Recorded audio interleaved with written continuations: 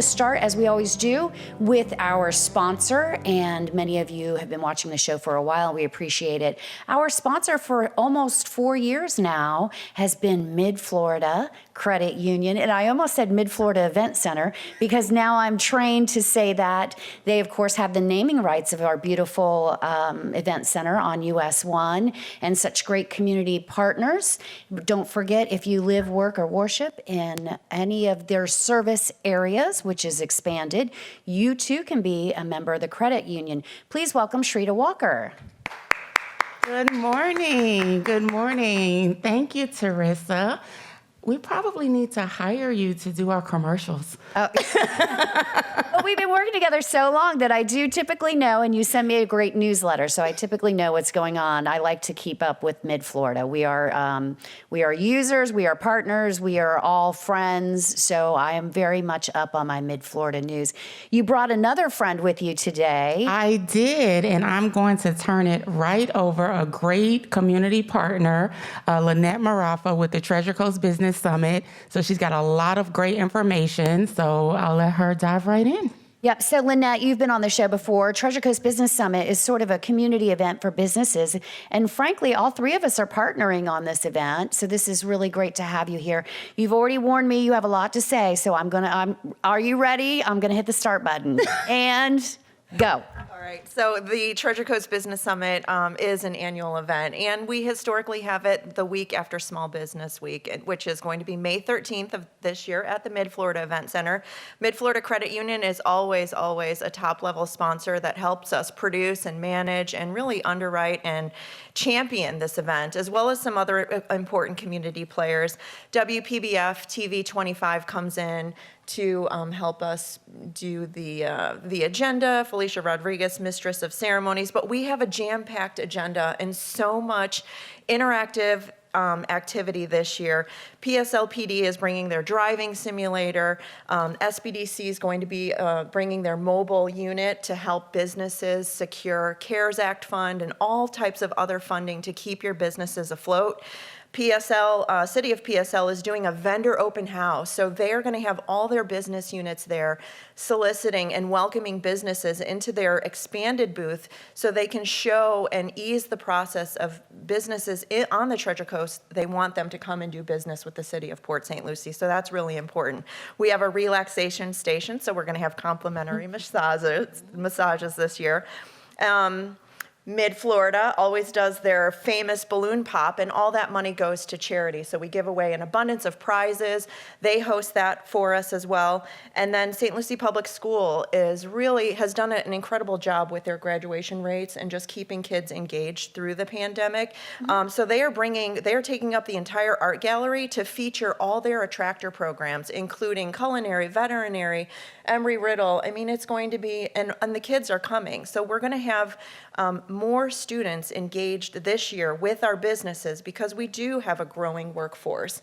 And so the kids are our future, and we want to engage them in the Business Summit because their business is our future. And so there's a lot going on, and you can check it out at tcbizsummit.com. You did a great job. You whipped through those very fast. We still have some time. So I want to let people know that there's booth space still available, right? There are about 14 booths left. Okay. Yes. And they can go to the website, tcbizsummit.com. And we'll try to put that in Facebook as well. Yeah. And then if you just want to walk through and you're a chamber member. Yeah, so and we have more chambers involved this year. All the area chambers have signed on to be involved on the Treasure Coast, including Hope Sound called me the other day. Good. So I guess the word is getting out, and we're really proud of the event. We're proud of our platinum partners that help us produce this event, including the chamber. The chamber is always so gracious. But yeah, so we'll have more activity, and complimentary tickets are available to any area chamber member, any economic development council member, or business development board member. And you can call us, we'll give you the password, or of course those entities know the password. You can secure up to 10 tickets per email, and we want people to come and engage. Yeah, we have the code. We'll give it to you if you're a chamber member, so call us. So, because it's so easy. I actually did it for somebody the other day. I just put the code in, said the number of tickets, and off they went. Yes. So, very good. Lots of great things going on. Our keynote speaker is Dr. Moore from Indian River State College. And so just with the whole celebration of education, pushing into the workforce industry, it's going to be a really dynamic year to understand how those processes take place, because we do have a growing workforce. Education is a huge component with that transition, and so we're going to tie that all into this year. And we always do our annual City of Port St. Lucie Update Luncheon. So that was an event the Chamber's been doing for years and years and years, and we thought, why not partner? I like partnerships. It's so much easier. Everybody's already out for the day, so it's so much easier. But it's a separate event at your event. So if you want to come to lunch, you do have to sign up for that through the Chamber. There is a fee because we are doing, a full luncheon. And of course, Russ Blackburn, City Manager, the City of Port St. Lucie, will be our speaker at that one. So you have a keynote speaker that's part of your summit, and then we have a luncheon with a keynote speaker that there is another fee for, but there's links on both websites. There is, and your luncheon is always well attended, and it's such an important part of what goes on that day, because you get a high-level overview of what's going on, the growth, where we've been, where we're going, and so Mr. Blackburn does a great job with that, and the lunch is always delicious with the catering at the Mid-Florida Event Center. And then afterwards, we have the Bash, which is the Business and Social Hour, hosted by us and, of course, the Chamber, and so that's where you'll come and fraternize, hopefully with a beverage in hand of your choice, and kind of reinforce those relationships that you made during the day in a more social atmosphere. And I'm going to try to think of a way to incorporate the other chambers that have partnered with you, because I feel like we've sort of, monopolized this event, but it's been in our home city for a very long time, and we've been a partner since the very beginning, even before you took that over a lot of years ago. But we do want to be courteous and very inviting to our other chambers, so we'll figure something out. Yeah, and in the morning, Sharita will get up and say some kind words about their growth here and their impact in the community, which is really significant. And then we're so happy to have Mayor Orvac back up on the stage this year, so we're excited about that as well. And he should be on this stage very shortly. At least that is the hope. Before we go, Sharita, is there anything else you want to tell us about Mid-Florida, what's going on there? Actually, I got a quick question for Lynette, too. Aren't we, taking some nominations for something at Clear SCM? We are. I'm hoping to get that in the last 30 seconds. Okay. So we are doing Influencer Awards this year again, and that is sponsored by Clear SEM. And those are on the website. You can nominate. They're on Facebook, and we want to acknowledge our under-the-radar influencers, our iconic influencers, people that really have gone and done extraordinary things in this community, because a lot of times the same people are getting put up on those pedestals. And so last year we actually gave an award to a woman who started a school for exceptional children, and she was off the radar, but she's been doing magical things under the radar, and so it's a chance to allow those people to shine. Absolutely. So you're looking for people that maybe it's not necessarily their job to be, in the forefront of the community, people that are working behind the scenes and running their businesses on a day-to-day basis. Yeah, so like the iconic last year was Sue Ellen Sanders, always working, and then the extraordinary influencer, and then the under-the-radar influencer. There's 3 categories, there's 3 awards, and Clear SEM is sponsoring that, and that'll be hosted at the Bash. And is that a female-only influencer? No, not at all. Absolutely not. We want everyone to participate. Okay, very good. Jamie Hannon won last year as well. Oh, good. All right, perfect. Well, we are going to take hopefully a very short break, and then we'll be back with the mayor and those websites for the Business Summit and Mid-Florida Credit Union. We'll make sure that they are up on our Facebook Live. Lots to talk about today, lots going on. Want to catch up with the mayor. He's got a lot going on personally, too. So we'll be right back, everybody.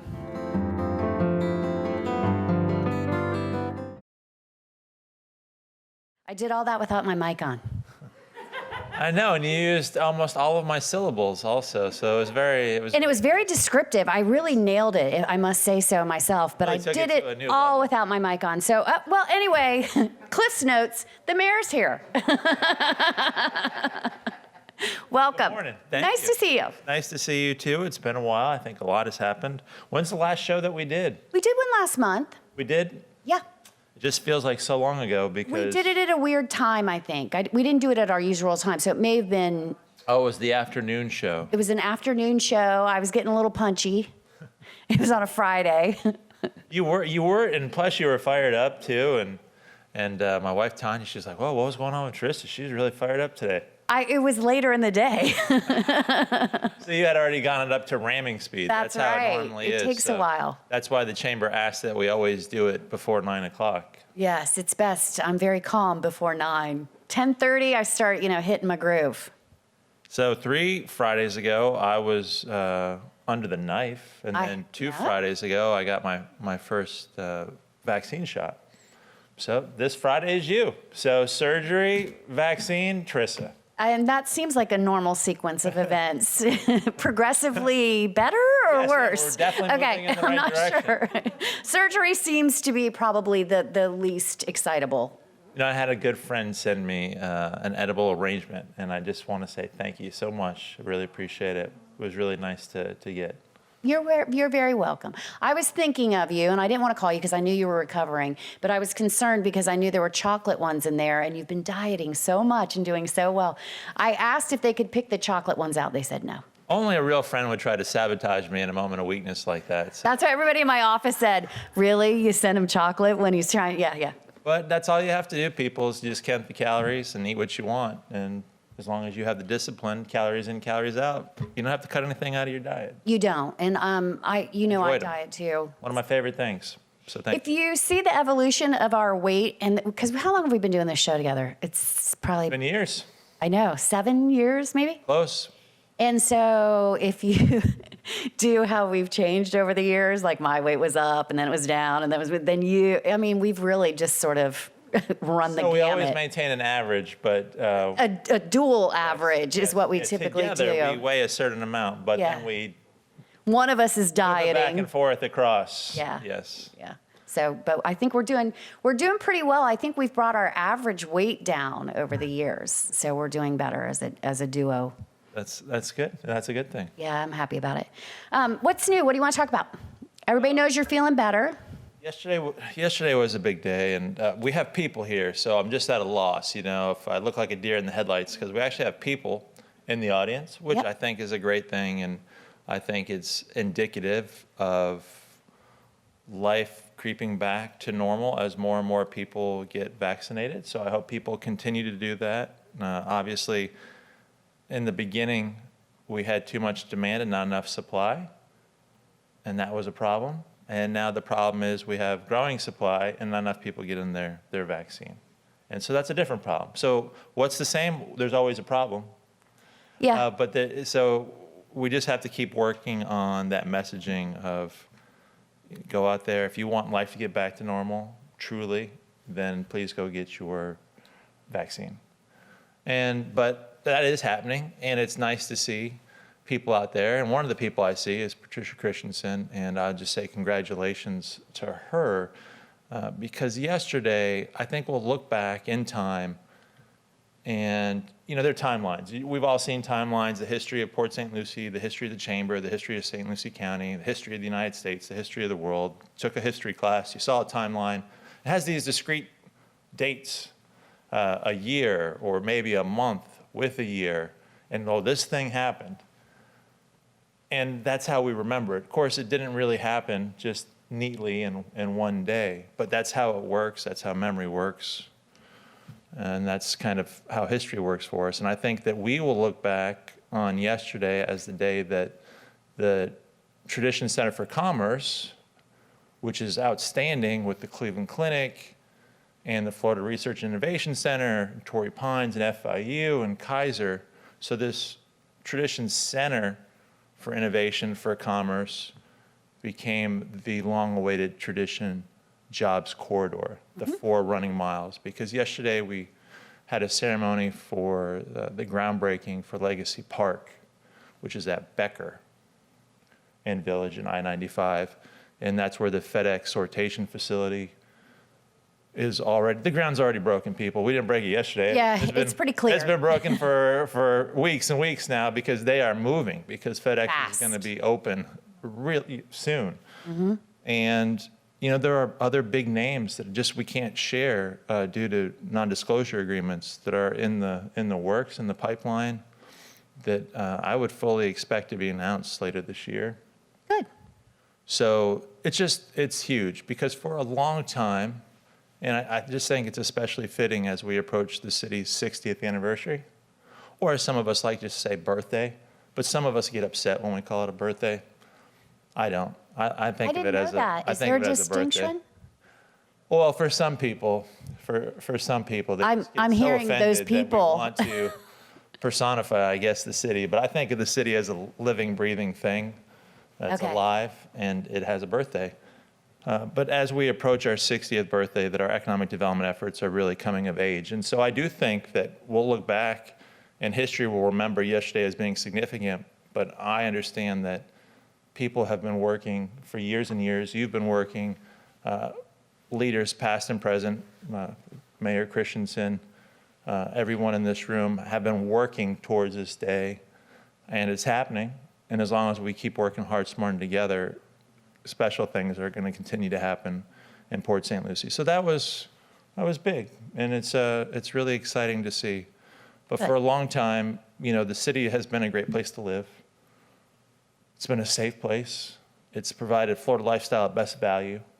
It's done all these things, but the citizens have wanted more. They've wanted to be able to also work Right. where they live, and that's why the jobs corridors is so important. And Trissa, I can actually see now from my vantage point that if we stay on our current trajectory, the jobs corridor will be largely spoken for, in the next 10-year period. And then so for a growing city like PSL, the question is, where is the next jobs corridor? And that's the question I'd like to see answered over the next year.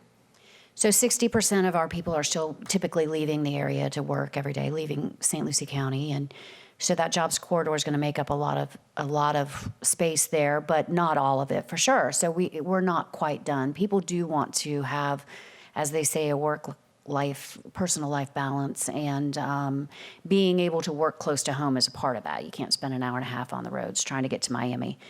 So I'm excited about it. I think that it was a lot of, how long have we been talking about this? I've been in town for 17 years, and it's certainly been in the works since then.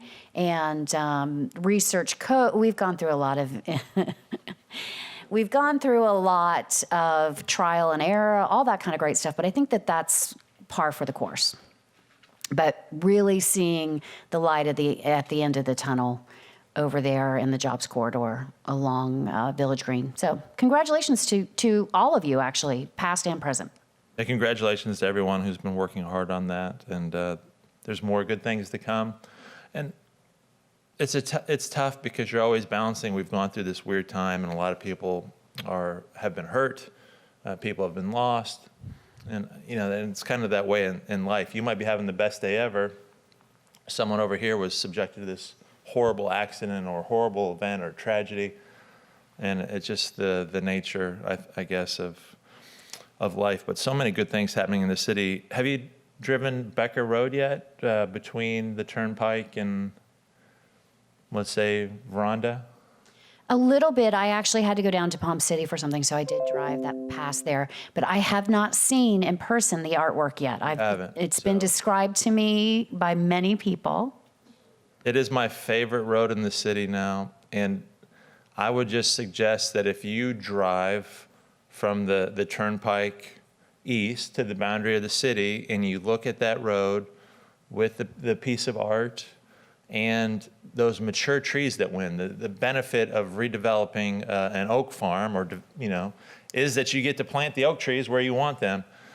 And to me, that road kind of speaks what's happening there, what's happening in tradition, what's happening in the neighborhoods with the beautification efforts. To me, that's kind of the future of Port St. Lucie. That's where we're going. That is a high bar. That's as good as anywhere. And I would just encourage, if you haven't seen it, to get out there and check it out. And those beautification efforts carry over to already established areas of the city. So last night, I was out and about, as I often am during the week, and 11 o'clock, midnight, 1 a.m., whenever it was. And I was in the Selvets Bayshore Roundabout, You were out at 1 o'clock in the morning at the Selvets round. I was. It's a fact. You have a whole other life we don't know. Okay. I do. I have several, actually. That was my takeaway from that statement was, what the heck are you doing out and about at 1 o'clock in the morning? But okay, we're at the Selvets roundabout. Driving the streets of Port St. Lucie. And, Okay. the piece of art there, Yeah, it's pretty. at night with the uplighting, it's gorgeous. It just makes me so proud of the city and everything that we're doing. Well, I feel comforted by the fact that you're patrolling the streets as I sleep. So I will tell you that the city is changing. It is becoming more active, more 24/7, more diverse, more restaurants staying open late, but that the residential streets are still very much quiet in the overnight hours, even starting at 10, 11. And I would also tell you that really there are very few good McDonald's drive-thrus in this market. People, get it together out there. No, Please. I will concur. I went to a fast food, well, they say fast food place, and I was there for 45 minutes in the drive-thru the other day. Why? I don't understand. And it was one of those drive-thrus that you couldn't get out of. They get you and you're stuck. And I was stuck for the entire 45 minutes. It ruined my whole night. But no, fast food doesn't exist anymore, just so you know. It's food. Is it fast casual or? It's food. It's not fast. That is bad nomenclature because no, it doesn't happen. It is just food. So I agree with you. So you were out patrolling the streets, Getting a quarter pounder. Negative. No, nothing for me, but taking the experience. And I think it's important to see the streets firsthand and just get a feel for what's going on. But just a lot of good stuff going on out there. And also, though, you see the challenges. So so many of, I won't say all, but so many of the GDC lots that have pine trees and palmettos on them because GDC cleared everything and then nature reclaimed it, and that's what nature reclaimed it with. Unfortunately, some Brazilian peppers too. I was just going to say that. But so many of those are turning into homes now. And so I always felt like those vacant lots, part of what makes Port St. Lucie special, because you felt like you were in the woods. And that's disappearing. So it makes sense that people are concerned about growth and the change of the city between that and the traffic. So I feel very strongly that it's important for the city to continue its budding preservation effort and land conservation. And that seems like an appropriate thing to touch on today. Happy belated Earth Day. Earth Day. Yesterday was so busy that I didn't get a chance to do what I wanted to do, and that is plant a tree. So when we're done here, I'm going to go Plant a tree. plant a tree. We've planted a few trees this year, so I'm going to count it. We've done our part. But, at the chamber, people mistake us as just the pro-business, pro-build people, and that's not true. We're pro-quality of life, which means we want you to be able to live, work, and worship in your own community.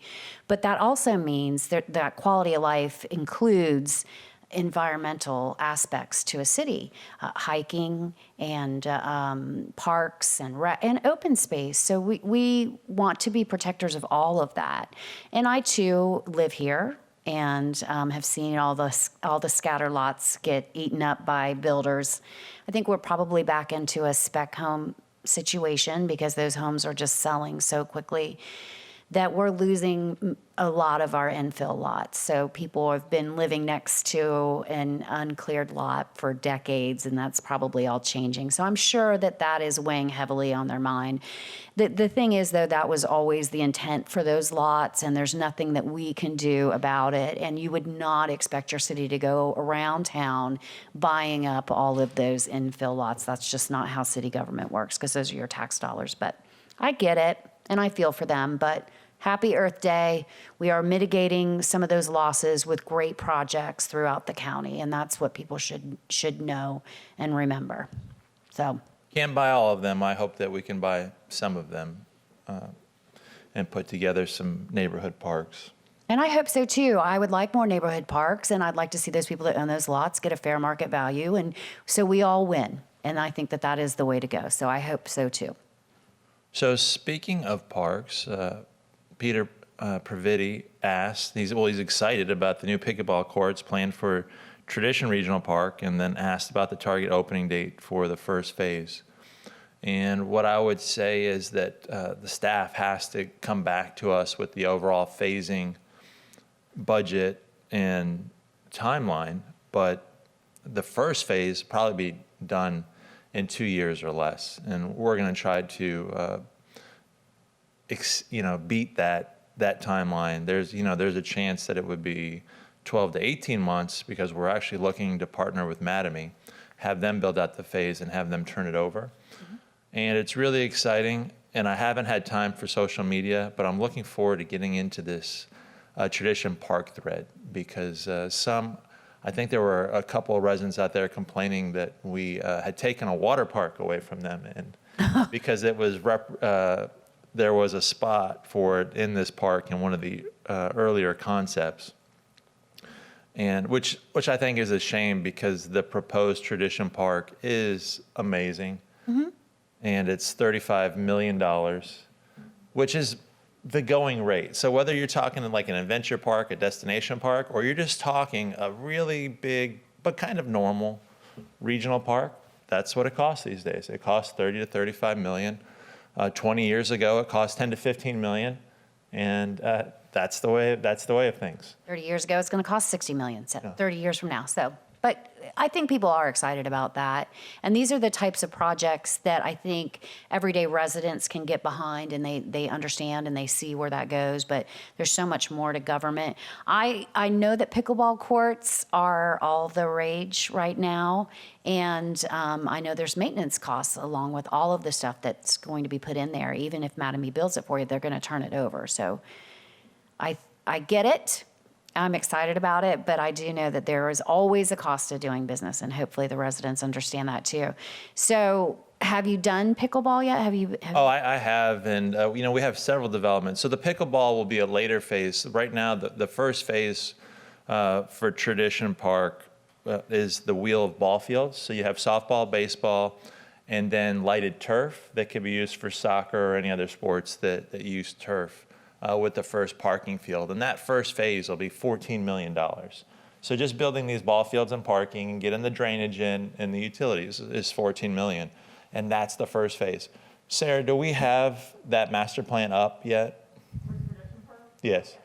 Can we get that up there? So we'll work on that. Done, right? The master plan is done. We adopted it Monday night or Monday day. That was a day meeting. And at this point, after 4 hours of sleep, it's all blending together. But that was just this last Monday, and we approved the conceptual master plan. We approved the first phase. We directed staff to get to work with Mattamy on figuring out how fast we could deliver it.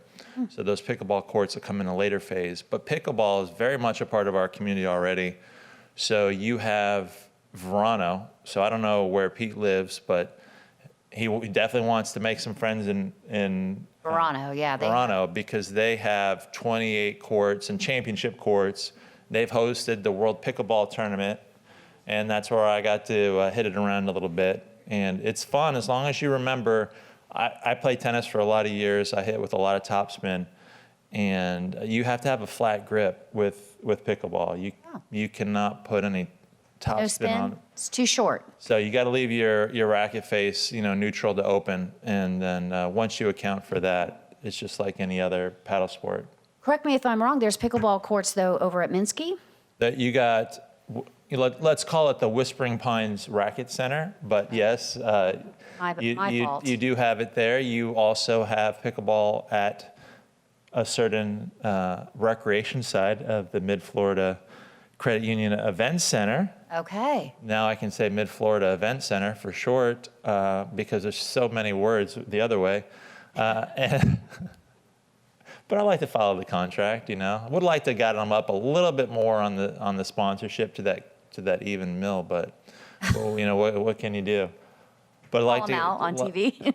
like to get all the words in the first time. And we have daytime courts at the beautiful Winter Lakes Park. Okay, good. So And they are everybody- heavily utilized. So there are pickleball opportunities. But yes, if you live in Verano or Valencia or have friends there, or you should make some friends there, yeah, there's a poppin' pickleball scene in the city. Okay, very good. And it's thriving. My friend Michelle Franklin, she's always trying to get me to play pickleball at Minsky Gym or at Whispering Pines, whatever the heck you said. That's where we have all of our tennis courts and everything. Okay. So Good. that's our tennis center, racket center. We got another question, it looks like. Yeah, you wanna share with Melody Hearn how Family Care Council Area 15 can be more visible on the Treasure Coast? I'm going to defer to you on that. I'm gonna say, where did Sean go? He left conveniently. I thought I saw Sean. He had a meeting. He had another meeting. He warned me he was leaving today. Oh, well, hopefully Melody and Sean know each other, and that would be a great resource. And I think just the tried and true of networking, meeting as many community leaders as possible, making sure if you have all of your ducks in a row, making sure that 211 knows about you and So the fabric. I'm reading this, and we work with a lot of nonprofits. I'm not familiar with Family Care Council Area 15, so the chamber would be a good way to do that. I certainly would touch base with Sean Boyle, our executive director. Actually, he's the president now or CEO of Children's Services Council, but there's ways to get involved, certainly be at the Treasure Coast Business Summit. We talked about that today, but you got to get out. In this town, I've noticed that grassroots is still very, very, very much alive. And I actually like that. It's part of the reason why we have such great charm here, and I love it here. But you've got to get out, get involved with other nonprofits and some strategic alliances for your mission, and give us a call at the chamber, and we'd be happy to help and put you in touch with some other people. So good. Speaking of putting people in touch with people and working with small businesses, and I'm not sure if you know, but I'm now working with the county and been tapped to do some marketing for the small business grants because we are in our second round of small business grants. And for me, there was always a concern that if you were a smaller business that was not involved heavily because you're working on a daily basis to keep your doors open, especially in the past 2 years, and you weren't involved in one of the organizations, the membership or business organizations in town, maybe you were unaware of your eligibility or the fact that it was out there. So we are handling the marketing for that and concentrating on non-members of the chamber realistically, because our members, I feel, are pretty well informed, and we keep them well informed. And but we've got to get beyond that. And so we've had contact. We've contacted 15,000 businesses. And grassroots, this is why I bring it up. I was on Sean's provider call, and a lot of providers up in North Fort Pierce, some in Port St. Lucie. I asked them to host me at workshops, and we have not been able to advertise since because our phone rings nonstop with small businesses that haven't taken advantage of any of the grants available to them, whether it be EIDL loans, PPPs, or the small business grant. So we are really heavily working to make sure that people understand their options. And we have asked that each council person in the city of Port St. Lucie show up or at least spread the word about workshops that we are planning in each district throughout the city of Port St. Lucie. Because again, we're trying to reach those small businesses that maybe aren't interacting with other membership organizations or organized groups. So, but it's going really well. Our phone has been ringing off the hook, and it is really people that haven't had any grant funds for their business. Good. Let's connect people to the resources. There's a lot of resources out there, and it'd be a shame if people in need and businesses in need weren't connected with them. The small business grant for the county has expanded eligibility. Previously, it was very tight, because they're always concerned when it comes to government funds, there is a callback sometimes. Well, you weren't supposed to give it to this person. So they were very, very strict. They have relaxed some of that, and the eligibility is wide open now. So people, even our members that maybe thought they weren't eligible for before, are now eligible for that small business grant. And so we're encouraging everybody to head over to recoverstlucie.org. And there is a home-based application and there is a small business application that are both available right now. And at stluciechamber.org on our homepage, we have a COVID button. You can click on that. It gives you some examples of some of the paperwork that is necessary that's been tripping people up. What's the difference between the home-based and the small business? So they're asking you different questions for home-based. It's not the same stuff that's pertinent for a home-based business is not pertinent to somebody that has brick and mortar. So it's just really a different series of questions. Okay.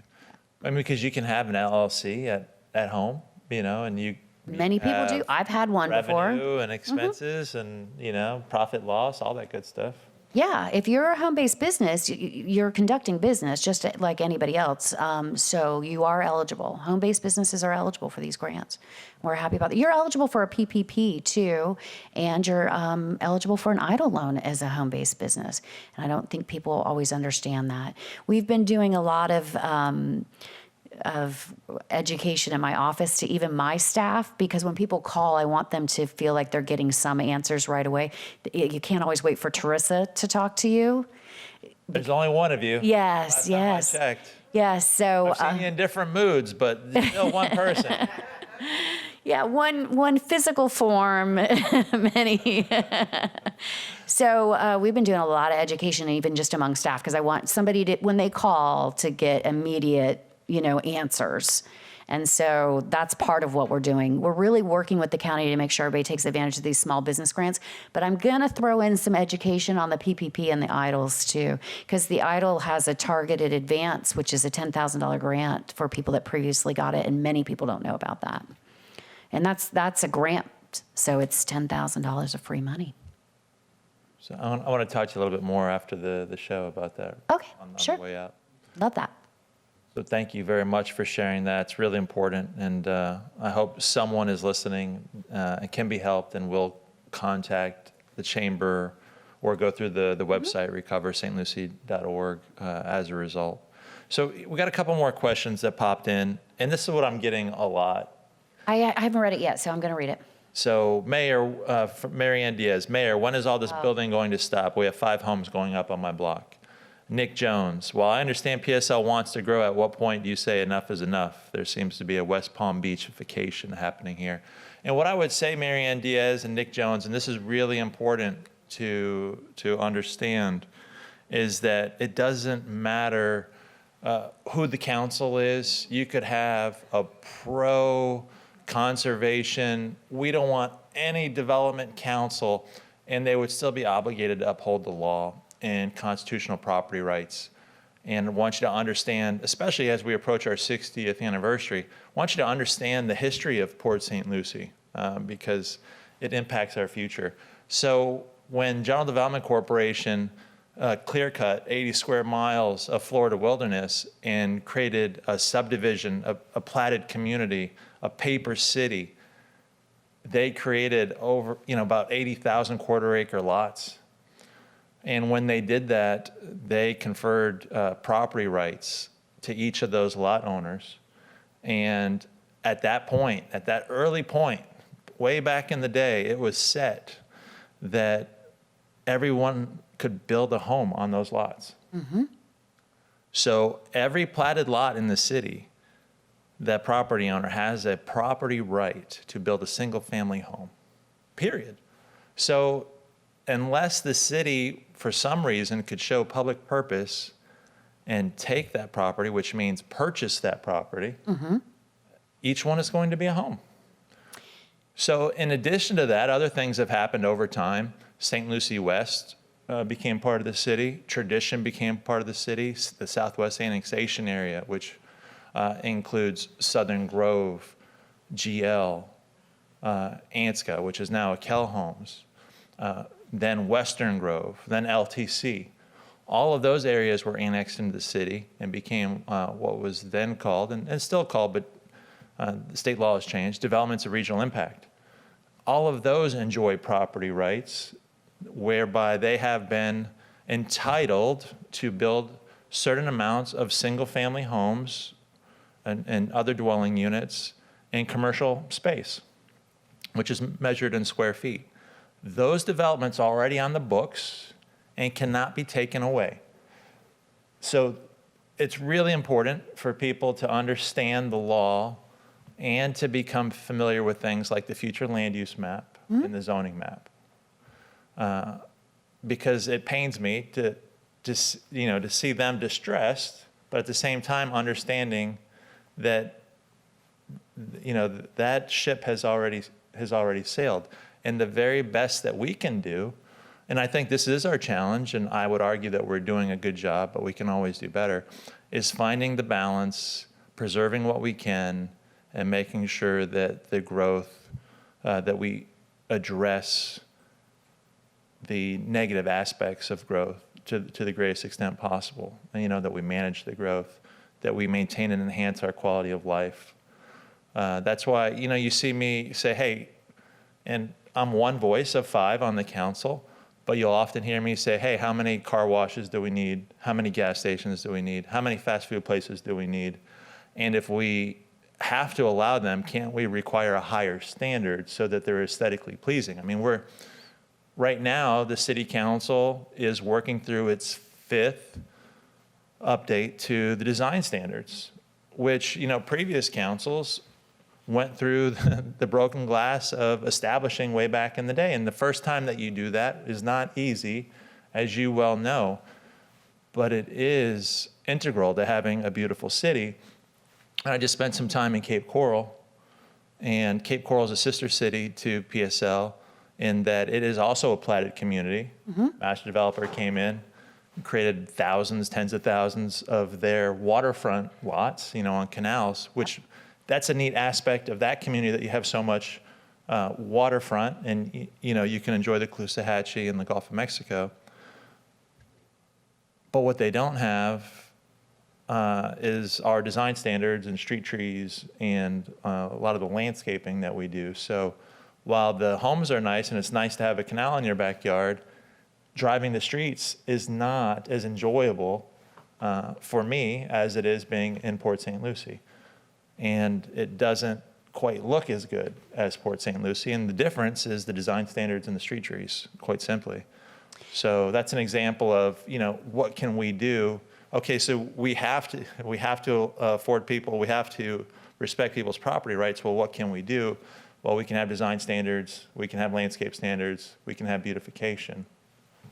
So it's interesting to me that you get asked this question all the time, because working behind the scenes and developmental review and all that kind of great stuff, I know many of your feelings on these sorts of aspects, and you would like to probably restrict certain projects, and you want to see more standards in most things. And we often find ourselves going back and forth on what is affordable for businesses and development and what makes the city look its best.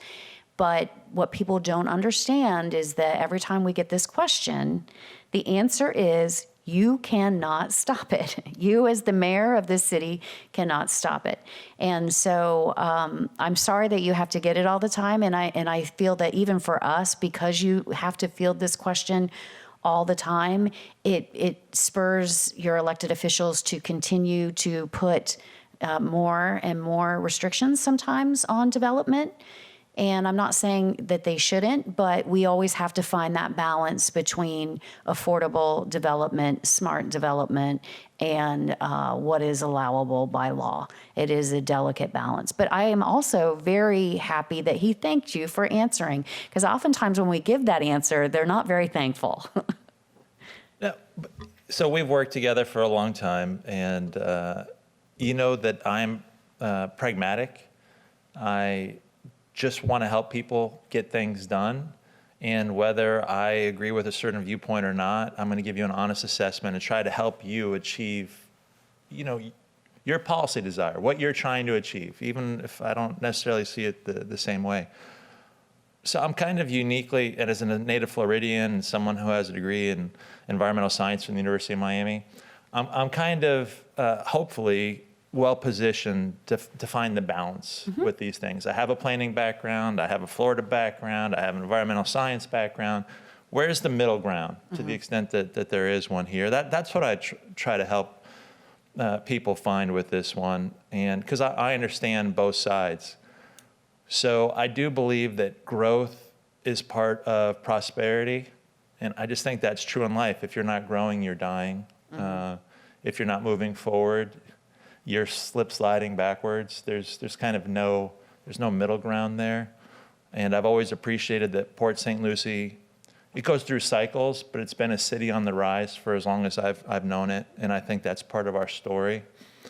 But I do think that you can get too big, and I do believe that growth for growth's sake isn't good, and I don't think slapping up the lowest, I'm not going to use the words I really want to use here, but just slapping something up is not where you want to go. You should always be raising the bar, and that's why I'm proud of, and I get excited about things like the Becker Road corridor that I mentioned from the Turnpike East, because to me, multimodal trails, oak trees, being able to walk in the shade, that's how a road with public art, that's what a road should be.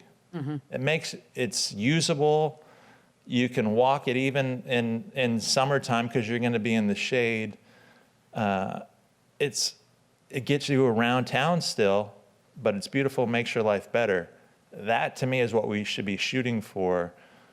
You can't always do it to that level, but that should be the mark you're trying to hit. And it doesn't matter if you're rebuilding Port St. Lucie Boulevard South or Floresta, that's the mark you're trying to hit. And so we'll see if we can make it happen. So Nick thanked us, and then he followed up with another question about the checkers. And so here again, this is something that, your elected officials and or any city official, we don't have direct control over. So Checkers built a location.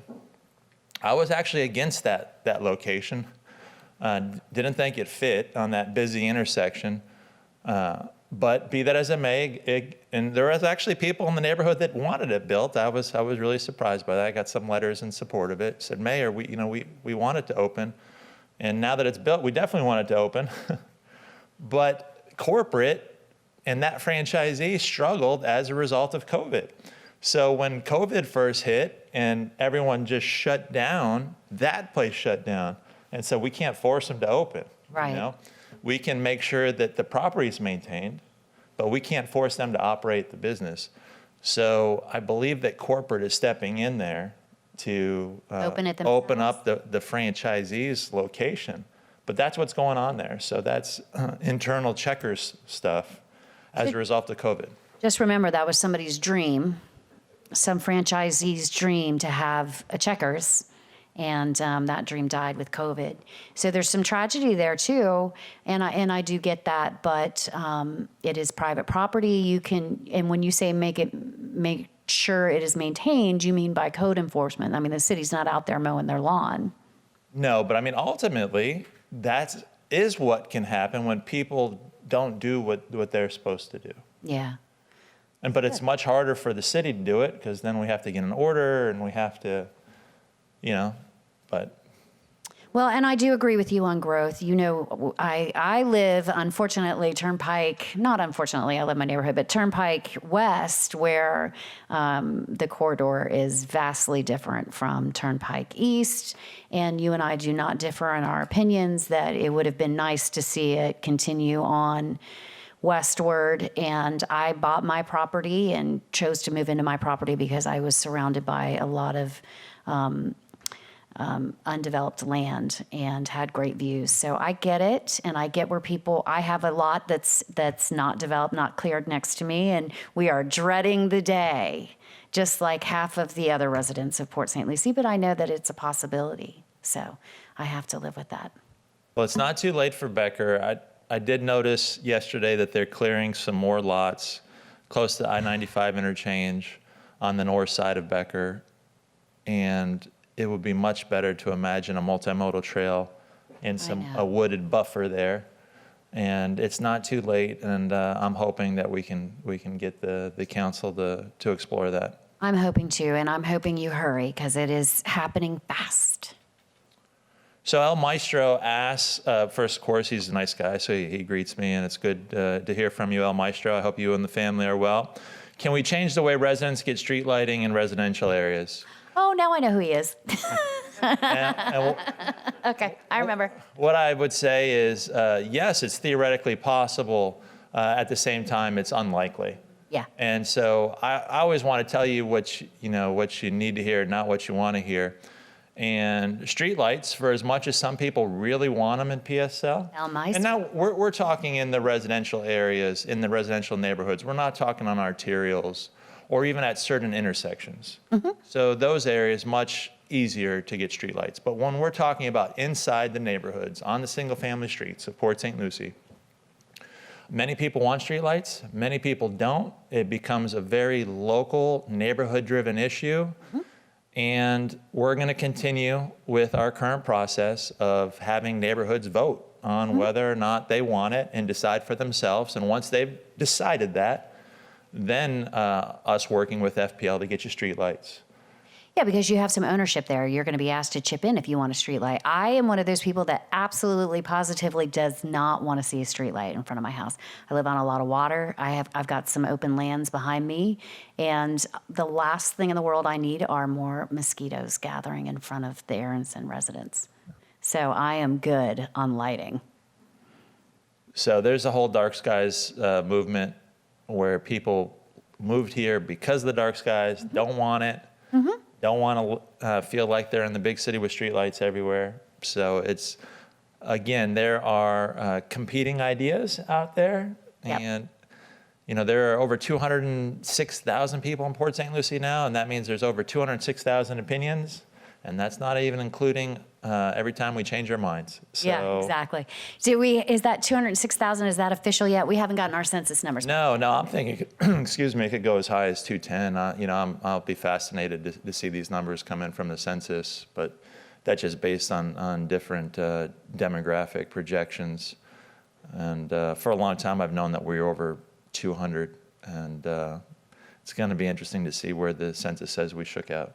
I think Fort Pierce is actually going to grow by a significant amount as well. For, their growth has always been much slower than ours in Port St. Lucie, but they're really putting in a lot of rooftops as well. You're going to see huge growth numbers in Fort Pierce for the first time.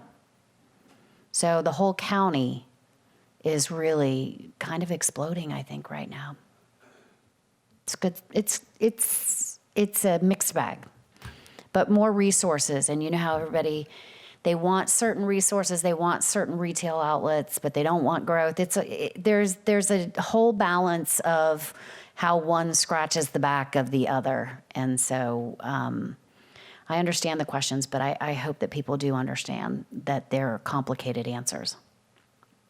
Well, this is going to be this council and future councils, our team's big challenge is managing this right. So PSL Boulevard South can't get done fast enough. The mobility fee, another huge thing we're working on right now at the city. And it might not be as interesting to the people at home, but it's what it'll be used for is hugely important to the people at home. And so right now there's an impact fee that's paid on roads within the city for new development, and that impact fee is then used to offset the impact of development. And right now, most of the money goes to St. Lucie County on roads that are outside of the city.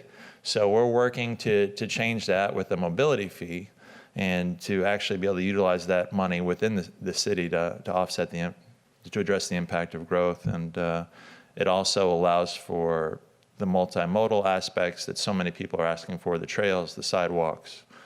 And I think we can use that, and that we'll have to use it on St. Lucie West Boulevard. And I think St. Lucie West Boulevard presents an amazing opportunity to get a multimodal path in there so that some of your local trips could happen by electric vehicle or a golf cart in a dedicated lane. But the point being that St. Lucie West Boulevard has to be addressed somehow. So PSL Boulevard South, that construction is going to start later this year. which is long awaited and needed and overdue, really. And St. Lucie West, similar. Because that's one of the sensitive spots of growth is the traffic. That's where we really feel it the most. We're frustrated because we're spending time in traffic rather than doing what we want to do. And so the city's got to stay in front of that curve. We kind of take for granted, although we shouldn't, that we do a good job with water and sewer, and that we've maintained our pace with the growth curve there. So it's not like the old days before the city took over the utility and there was no water on tap. You got to always have water, but we've managed that. It's the traffic, and that I feel we're a little bit behind with conservation. So that's why I'm going to keep pushing on that one. We at the Chamber are anxiously awaiting mobility studies as well, and we're going to be taking that up at our legislative affairs and our development review. And I know this is a subject we've been talking about for a long time, and I think we're ready to dig in on that one and see if we can't enact change. Well, Just so you know. We've been talking about it for a long time, so it'd be great to have you part of that conversation. And we're definitely going to have you as part of the mobility fee conversation. Yeah, for sure. So switching gears, does PSL have hard water? Not that I know of. We pull from the surficial and the Floridan aquifers, and then we blend it. I do think we have an opportunity with our water to actually. I want to see us win some of the taste contests for it. Yeah. And this is an issue that comes up. It's also an issue that comes up every time that there's kind of a national event occurring, whether it be Flint and then people just naturally have questions about their water. But you can go to our website and see the annual report that we do on the testing of our water. We have good water, we have safe water. What can happen is that the further away you get from the plant, it can change the exact composition of the water and exactly how it tastes. And so we're working on that, actually. We see this as an opportunity. We do an annual citizen survey. We take it very seriously. We like to be driven by results and as much data as possible here. And we think we have an opportunity to, with how we produce water and then also messaging and making sure that people know just how great of a system that we have. Yeah, your utilities is really top notch. But you're right, there's an annual contest for taste, and Port St. Lucie hasn't done great in those. Well, we haven't won, and so to me, there's winning and there's everything else. Yeah, you're typically everything else. The reservation out there, they win a lot. They got a special brew out there. FPUA, I think, has water. won. No, on the Indian reservation though, they've won multiple times. So yeah, it's a blind taste test, and so you'll get there. I live, I think, probably as far away from the plant as I could possibly get, the south, west corner of the city, and I really don't experience any problems with my water. I've never. It doesn't seem hard. There's no smell other than the annual or once every few years chlorine treatment. Yeah, it's not even annual. That last time that we did it did generate a lot of complaints, but I think that was the first time in 7 years plus that we had done it, because we do operate it so well that we don't have to do it annually like a lot of communities do. But yes, that definitely got a lot of people I remember contacting the council office. Yeah, that was the recurring theme of many of our shows during that time period when you guys were treating that. But thank you for doing that. I don't know if we have any questions here in the audience, and there's no more on Facebook. Oh, we do have one. If you want to head. We have real people. We'll take real questions. I know. I was like, don't forget, there's actual human bodies in the chambers right now. If you want to come up to either of the podiums, I think this podium mic is ready to go and on, if not mistaken. Oh, that one is too. It seems so. Good morning. Good morning. Thank you. My name is Charles Miller. I live in Valencia Cay. I play pickleball.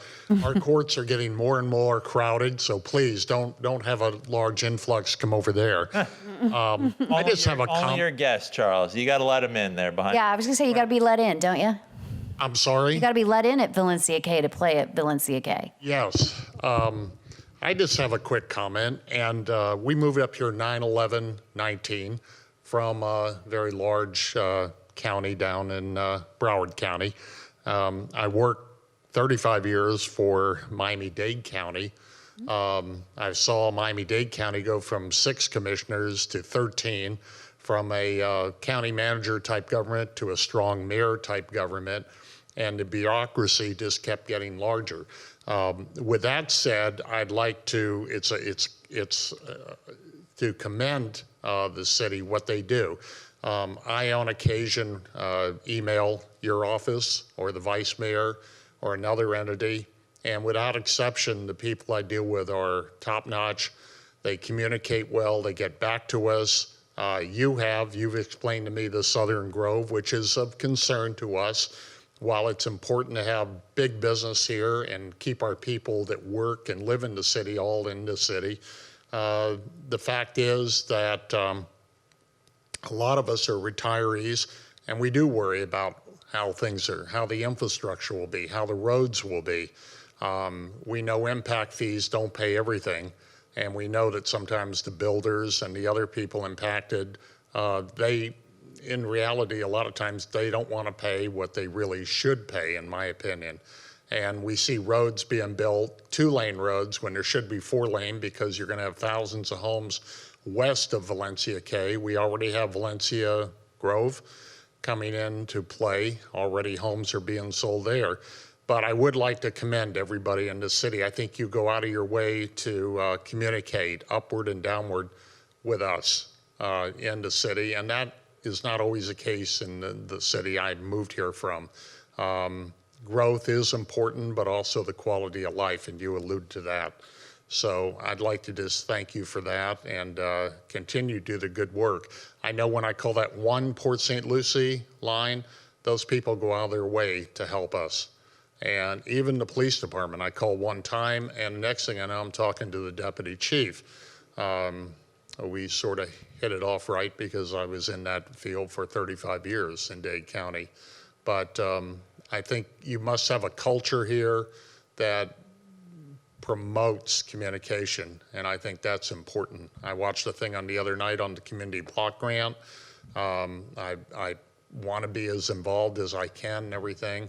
And again, that's all I have. Thank you very much. Thank you for your Well, comment. yeah, thank you so much. And the show's over now. Thank you. Yeah, you want to leave on a high note? But in all seriousness, thank you so much. And did you work for the SO, or who did you? I work for Miami-Dade. Yeah, but the sheriff's office, or? It will be a sheriff's office in 2024. It's like a county police department, essentially. Civilian side, or were you sworn? I was sworn. You were sworn? Well, thank you for your service. And what city did you live in Broward? Lived in Davie for 30 years, and before that, Miramar. All right, so I graduated from University of Miami. My first job was for the city of South Miami. I used to ride the Metro Rail between South Miami City Hall and County Hall all the time. Met my wife on the Metro Rail and bought my first house in Pembroke Pines because I could not afford South Miami or Miami-Dade County, and moved up here in 2002. So applied for a job here in 2001, moved up in 2002. So I think we can relate to each other's backgrounds. And thank you so much for your kind words and being a citizen. We're glad to have you. And you know, we're one of the safest communities in the country, and I really feel like part of that is because we have so many retired law enforcement officers here. So know that you're in a community that appreciates you and your work. Thank you, and go Canes. Yes, go Canes. I stopped following it religiously once I realized I was screaming at my TV and had no control over the outcome. But of course, still root for them. And you said so much there. So I thank you because incredibly proud of how our team communicates, our communications department, and how everyone communicates. And I really feel like that's one of our most important jobs, and that's one of the most important jobs of elected and appointed officials, is to communicate and to share information. And it becomes more critical when you're dealing with tough policy issues where there's no right and wrong in absolute terms, and you have to build consensus. You know, you can only do that through communication. And it's become more difficult, I think, in life as we know it because of social media and the polarization of everyone and how everyone, even though they ramp up, they go nuclear when they disagree over anything. And so we don't hear each other out enough anymore, and we don't have enough friends that have different viewpoints anymore because we are tending to socialize with people who feel the same way that we do, you know, and if you don't agree with us, well, then we're going to call you names on Facebook. It can't work like that.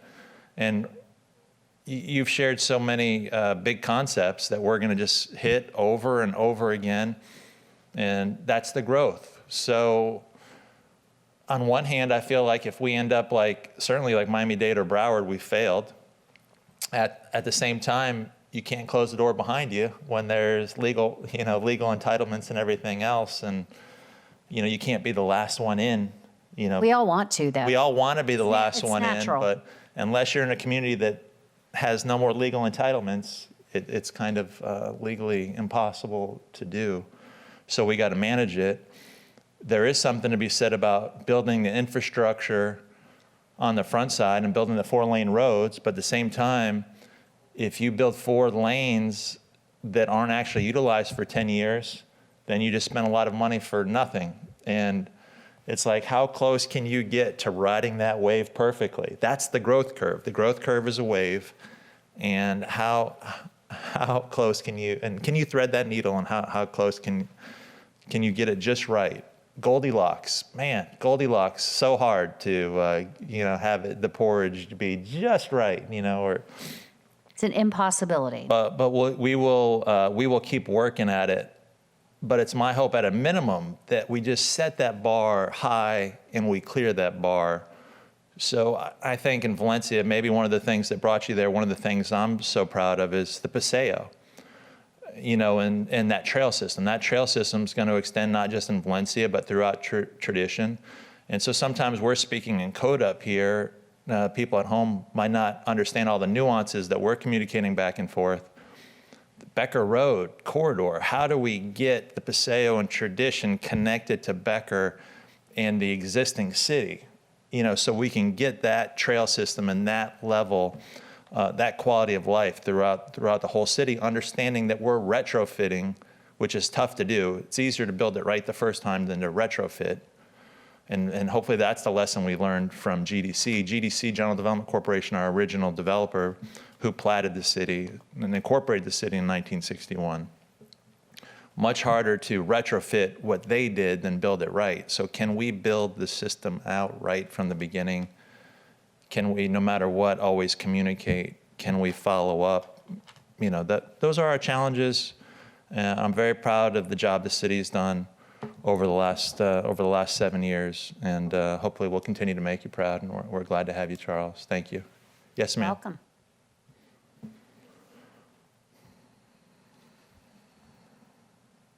Good morning. I've lived in Port St. Lucie for probably 40 years. I grew up here as a child, and I raised my 2 children here, and I have my 3 grandchildren that are here now, and I just want to say what a great job over the years, the progression that Port St. Lucie has done to raise our families here. I recently went out to the park off of Torino. What a beautiful park it is out there. My 4-year-old granddaughter we spent hours there. She just had a great time. And the recent addition to our beautiful concession stand at Whispering Pines Park that the city helped build and do out there. It's expanding, and it's everything positive. As I said, I've lived here for 40 years. I used to describe when I bought my first house, once you pass a stop sign, it's the first house on the right. Well, now we're the 5th house on the right. We had maybe 10 houses on our street. It's way surpassed that. So I've seen the positive build. Port St. Lucie Boulevard was 2 lanes. Prima Vista was 2 lanes. Becker Road was a dirt road. But the progression has been really great in the city, and I'm very proud to live here with everything that's happened. Thank you. Thanks, Michelle. Well, thank you very much. And, what a great organization out there with Southwest Little League at Whispering Pines. And Clubhouse is amazing. You guys are doing so much good out there, and was really impressed by our partnership when I got the tour of the clubhouse. That's a real facility. And I think we can all be proud of Winter Lakes Park. and it's pickleball courts that are open to the public, and daytime use only. It's not lighted. And there's just so many things on the board. I think the people of Port St. Lucie, almost all, will be incredibly proud of Pioneer Park that's come into the waterfront. And if you like Winter Lakes, wow, wait until Pioneer Park is ready. It's because it's that good. You know, I think it's going to be one of the best places in America. And that master plan is up, I think, on your website for It is, Pioneer yeah, Park, absolutely. so So I really wanted to close out on Charles and Michelle's high notes there, but it looks like we'll close out with Waste Pro. When I saw this, I thought, You know what? I have I'll be back. I have a 10:30 meeting. I'm just warning you now. When I saw this, if I do, it's going to be brief. But so, okay, I don't know where he went, but I will say this. As with everything that we talk about on this show, and he talked about nuances and talking in code, and there is never one subject matter that has one solution and is that easy to solve. And so there's a lot of things at play here with this question. And just so everybody at home knows the question, if you're watching on Facebook, it's about debris pickup, with lots of people doing home improvement purchases and all that kind of great stuff. So I think we've all experienced is there anybody here that hasn't experienced some issue maybe with their trash pickup in the last year or so? The reality is that is a really tough job. It's a tough job to fill. You got to have a CDL license. And I at the chamber can tell you this, I have 2 jobs available and can't find people to fill those. So it's easy to say, where's Waste Pro? Pick up my trash. But remember, there are families, there are people, there are individual workers that are actually picking up your trash and picking up your debris. So there's, again, a lot going on into this question, but I can swear to you that it is really hard to find help these days. Incredibly hard to find help. And if you're looking for a CDL driver, you might as well just pack it up. But now the mayor's going to weigh in, and we don't always agree on this, so we'll see how it goes. Well, I think you, from what I heard, you diagnosed the fundamental challenge.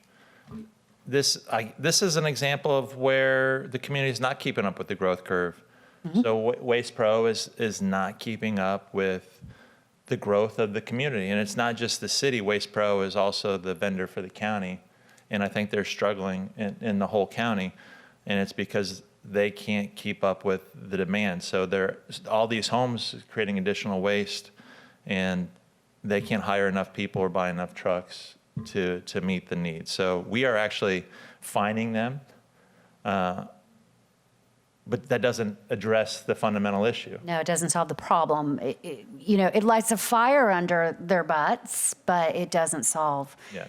So we just have to continue to use the carrot and the stick to get them to enhance their service and get it to the level that we think it's required. But as far as these bulk items, we are working on move-out piles, we call them, and making sure that people have to schedule that. They can't just throw that stuff on the street, have it blow around. And the other thing I'd say is please use 1PSL. So if you go to cityofpsl.com/1PSL, you'll see that we have a customer intake system, a constituent case system that we use. We have operators standing by. Charles used it before because you can call 871-1PSL, mm-hmm. And you can call the council office. Of course, Daisy and Christina always ask that I put 1PSL out there. But, hey, that's what it's there for. 871-5159 is the council number. And between 1PSL and the council office, we'll make sure that something like this gets addressed. But please use 1PSL. And if you don't get a prompt response from 1PSL, please be sure to let me and the council know by calling 871-5159. Regardless of what's going on, happy to see that people are using 1PSL, and we want them to, and we can address these things. So I'm going to get in. Oddly enough, I'm going to get in the weeds a little bit on this one. So I know people are like, I always get in trouble for I know. getting in the weeds. So your service, the service is provided through a contract with the municipalities or in the county that they service. And then we are assessed on our tax bill here in Port St. Lucie a fee for contribution to that contracted service. And so that is negotiated sometime. I don't know how long your annual contract period is or how long your contract period is, but that is negotiated. That is what they're going to get paid. That is, and they have to provide certain services, and that is the resource, the amount of resources they have to provide those services, and they're not growing at the same pace. So, you're right. And maybe they I don't know. Maybe they contracted too low. Maybe they didn't anticipate the growth. There's lots of fault, I guess, here, but it is something that we have to get through, work through, and deal with as a community. So I'm going to employ everybody to please schedule your pickups. Don't just, in the past, we could just put out our debris, and you had to at least consult the website for how that has to be piled, how it needs to be presented for our carriers, our trash carriers out there. So it's something we all have to chip in on really right now. And so sometimes when it's like, I want a service and I need this service and I need this service now, I just want everybody to take ownership of their part in the service chain. So that's my PSA for today. Don't just throw it out there at the street, because I see that a lot. And there's ways to do it correctly. All right, so we have a closing message being typed in here by Maureen. Is that a subtle hint? It is, and this is good. Your communications department, they have to let you know what they want you to communicate. And this one is a big one. So, of course, we were incorporated in 1961, and a fun little fact, the General Development Corporation incorporated us in part because St. Lucie County wouldn't let them build their roads as cheap as possible. So they wanted to use soil cement rather than rock base. And the county wanted them to use rock base. So the developers are like, well, we'll just go to the legislature and incorporate this place so we don't have to listen to you. And and they didn't stop there voila. on cheaping out. No, they did not. No, that's, open drainage, lack of sidewalks, street lights, no commercial areas. I used to own a model home of theirs, and the walls were filled with construction paper.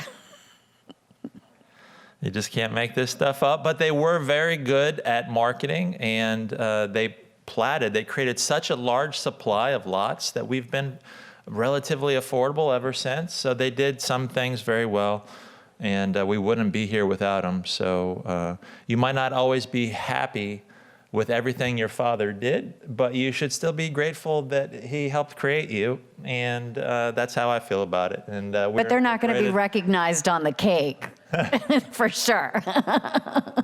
So incorporated in 1961, it's 2021. That tells me we're at 60 years, and we have a birthday bash coming up on our birthday, Tuesday, April 27th, at the Mid-Florida Event Center, 5:30 to 8:30. So please come out and join us. Very exciting. And celebrate the big 6-0 here in the city of PSL. And PSL, whether you're a new resident like Charles, or a deceptively long-time resident, because she still looks so young, Michelle. So whether That was such you just pandering. moved here a couple of years ago, or you're a 40-year long time and part of the fabric of the community, you're a part of Port St. Lucie. Be proud of it. We're proud to have you. Onward and upward, PSL. We'll see you soon. Bye-bye.